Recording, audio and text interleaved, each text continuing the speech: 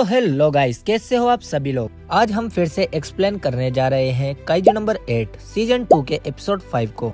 अगर आपने इससे पहले बाकी के एपिसोड्स नहीं देखे हैं तो मैंने डिस्क्रिप्शन में लिंक दे दिया है, आप वहां से जाकर देख सकते हो। तो चलिए वीडियो को स्टार्ट करते हैं। तो पहले एपिसोड में हमने देखा था कि नारुमी अपने रेटिना 1 वेपन को एक्टिवेट कर लेता है, जिसको अपनी आंखों में पहना जाता है, और उस वेपन को एक्टिवेट करते ही नारुमी बीटा के ठीक सेंटर में शूट कर देता है। और फिर हम देखते हैं कि बीटा नारुमी के एक भी अटैक को डॉज नहीं कर पाता और नारुमी एक के बाद एक बीटा पे शूट कर रहा होता है। बीटा ये सोचने पर मजबूर हो जाता है कि नारुमी की स्पीड बढ़ चुकी है या फिर नारुमी पहले ही उसकी मूवमेंट का अंदाजा लगाकर उस पर शूट कर रहा है। और फिर इसाओ बताते हैं कि काइजू नंबर 1 के पास फ्यूचर को प्रिडिक्ट करने वाली एबिलिटी थी। वो दिमाग के अंदर बॉडी को भेजे गए सिग्नल का पहले ही पता लगा लेता था और इस एबिलिटी का इस्तेमाल कर काइजू नंबर 1 पहले ही अपने दुश्मन की मूवमेंट को भांपकर उस पर अटैक कर देता था। और रिकॉर्ड्स के अकॉर्डिंग काइजू नंबर 1 देखने में काफी ज्यादा भयानक था। और फिर नारुमी एक लंबी सी छलांग मारकर बीटा को बताता है कि उसको ये चीज दिखाई दे रही है कि उसके दिमाग में भेजे गए सिग्नल एक पॉइंट से होकर गुजरते हैं। और साथ में ही नारुमी को बीटा के कोर एरिया के बारे में पता चल जाता है और वो अपनी टेक्निक नंबर 2 सल्वो का इस्तेमाल करके उसको काट देता है। और जैसे ही बीटा वहाँ पर गिरता है तो वहाँ पर धूल उड़ने लगती है और नारुमी उस धूल से बाहर निकलकर सक्सेसफुली बीटा को सब्जुगेट कर देता है। ये देखकर ऑपरेशन रूम के सभी लोग वहाँ पर काफी ज्यादा खुश हो जाते हैं कि काइजू नंबर 8 और कैप्टन नारुमी ने सक्सेसफुली होन्जू काइजू को डिफीट कर दिया है। बीटा और गामा के मरने की वजह से वहाँ पर जितने भी एंड मॉन्स्टर थे वो खुद अपने आप ही मर जाते हैं। चीफ उन सभी से कहता है कि ये समय जश्न मनाने का है। उसी वक्त शिनोमिया कहती है कि ये समय अभी जश्न मनाने का नहीं है, अभी हमें योजू काइजू को भी डिफीट करना है, तो इतनी लापरवाही मत करो। किकोरू की बात सुनकर इसाओ काफी ज्यादा शॉक्ड हो जाते हैं। डायरेक्टर इसाओ से कहते हैं कि तुम्हारी बेटी अब बड़ी हो चुकी है और साथ में ही ताकतवर भी। तो इसाओ बताते हैं कि नारुमी के बाद अब ये नई जनरेशन मुझे काफी ज्यादा हैरान कर रही है, ये जनरेशन मेरी सोच से ज्यादा ताकतवर है। तभी वॉइस कैप्टन हाशिगावा को कुछ गड़बड़ लगती है कि एक ही होन्जू काइजू 2 जगह पर अपीयर हुआ था और 2 होन्जू काइजू होने के हिसाब से यहाँ पर इतनी तबाही नहीं मची जितनी होनी चाहिए थी। क्या डिफेंस फोर्स की हिस्ट्री में ऐसा भी होना पॉसिबल है? तो इसका मतलब ये है कि जैसे कि डायरेक्टर और शिनोमिया चाहते थे तो डिफेंस फोर्स की हिस्ट्री में सबसे ताकतवर डिवीजन खड़ा हो चुका है। तभी काफ्का अपने वापस ह्यूमन फॉर्म में आता है और उसके सामने शिनोमिया होती है। वो दोनों फर्स्ट डिवीजन में अपने पहले मिशन की कंप्लीट होने की एक दूसरे के साथ खुशी मनाते हैं। डायरेक्टर स्क्रीन में देखते हुए नारुमी और काफ्का और किकोरू से कहते हैं कि तुम तीनों ने काफी ज्यादा अच्छा किया। और इसाओ की बात सुनकर शिनोमिया हैरान हो जाती है क्योंकि इतने सालों बाद इसाओ ने उसकी तारीफ करी है। ये सुनकर जब शिनोमिया काफ्का की तरफ देखती है तो वो भी काफी ज्यादा खुश हो जाता है। शिनोमिया खुशी के मारे बस रोने ही वाली थी, लेकिन वो जैसे न तैसे करके खुद को संभाल लेती है। डायरेक्टर सभी ड्रॉप मेंबर्स को इस जगह को सिविलियंस के लिए सिक्योर करने के लिए कहते हैं और काफ्का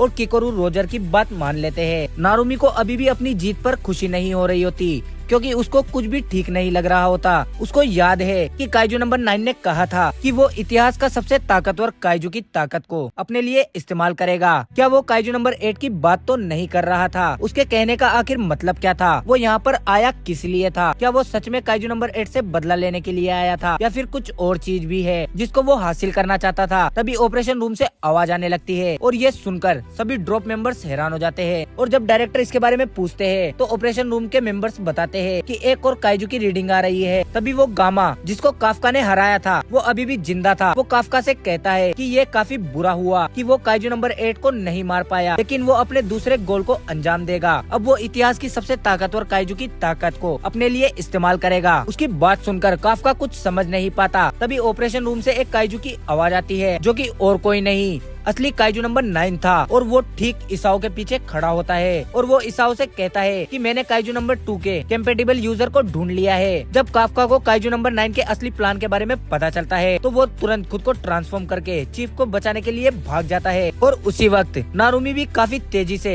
चीफ की तरफ भाग रहा होता है। शिनोमिया भी अपने डैड को बचाने के लिए भागती है। और फिर ऑपरेशन रूम के सभी लोग ओरिजिनल काइजू नंबर 9 को देखकर हैरान होते हैं और फिर चीफ उन सभी को वहाँ से भागने के लिए कहता है और चीफ की बात सुनकर ऑफिसर्स वहाँ से भागने लगते हैं। तभी काइजू नंबर 9 एक ऑफिसर की तरफ अपनी फिंगर को पॉइंट करके उस पर शूट कर देता है और उस अटैक से वहाँ पर पूरा टेंट हिलने लगता है। लेकिन हम देखते हैं उस ऑफिसर को कुछ भी नहीं हुआ, क्योंकि इसाओ तुरंत ही अपने सूटकेस को लेकर ऑफिसर्स को बचा लेते हैं। और फिर चीफ डायरेक्टर और नोगिजाका को ऑर्डर देते हैं कि वो इस टेंट से बाहर निकलकर सभी ड्रॉप मेंबर्स को कमांड करे और काइजू नंबर 9 को वो खुद हैंडल करेंगे। चीफ की इस बात पर नोगिजाका नहीं मानता, वो भी इस फाइट को ज्वाइन करना चाहता है। डायरेक्टर नोगिजाका को समझाते हैं कि वो बस बेवजह ही रास्ते में आएंगे, अभी हमें इसके बारे में कुछ भी नहीं पता कि दुश्मन कब अपने ड्रॉप मेंबर्स के ऊपर अटैक करे, हमें सबसे पहले उनको बचाने की जिम्मेदारी उठानी चाहिए। डायरेक्टर की बात सुनकर नोगिजाका अभी भी काफी ज्यादा गुस्सा हो रहे थे। तभी चीफ वक्त जाया ना करते हुए अपनी सूटकेस को खोलकर काइजू नंबर 2 के वेपन को बाहर निकालकर उसे पहन लेते हैं। और फिर काइजू नंबर 9 पर हमारी नजर पड़ती है तो वो पहले से काफी बड़ा और विकसित हो चुका है। वो चीफ से कहता है कि उसको उम्मीद नहीं थी कि बीटा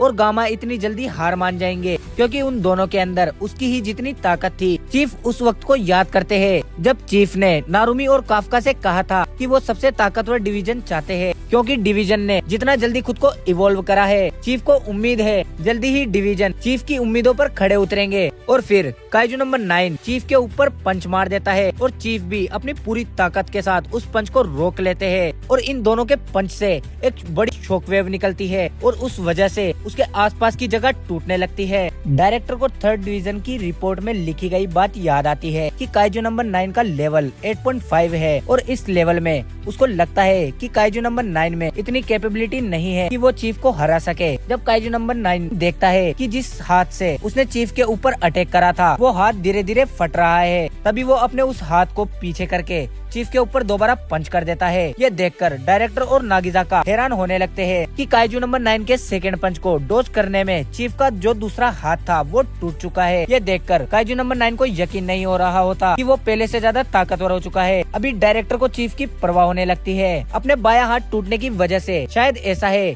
कि चीफ उसको ना हरा सके। अब काइजू नंबर 9 पहले जितना वीक नहीं है, अब वो पहले से भी ज्यादा ताकतवर हो चुका है। और इसके बाद हम देखते हैं कि काइजू नंबर 9 चीफ के ऊपर फिर से पंच करता है। तभी चीफ से एक ताकतवर शॉकवेव जनरेट होती है जिससे काइजू नंबर 9 का जो दायां हाथ होता है वो फट जाता है और हम देखते हैं कि चीफ ने अपने दायां हाथ से ये शॉकवेव जनरेट करी है। चीफ अपनी वाइफ हिकारी शिनोमिया और किकोरू को एक साथ खेलते हुए देख के इमेजिन करने लगते हैं और एक बार फिर से काइजू नंबर 9 से लड़ने के लिए तैयार हो जाते हैं और उसे कहते हैं हमें ये सब खत्म करना चाहिए। और इसी के साथ ये एपिसोड यहीं पर खत्म हो जाता है और अगला एपिसोड कल ही देखने के लिए वीडियो को लाइक और चैनल को सब्सक्राइब जरूर से कर देना। मिलते हैं नेक्स्ट वीडियो में, तब तक के लिए बाय बाय।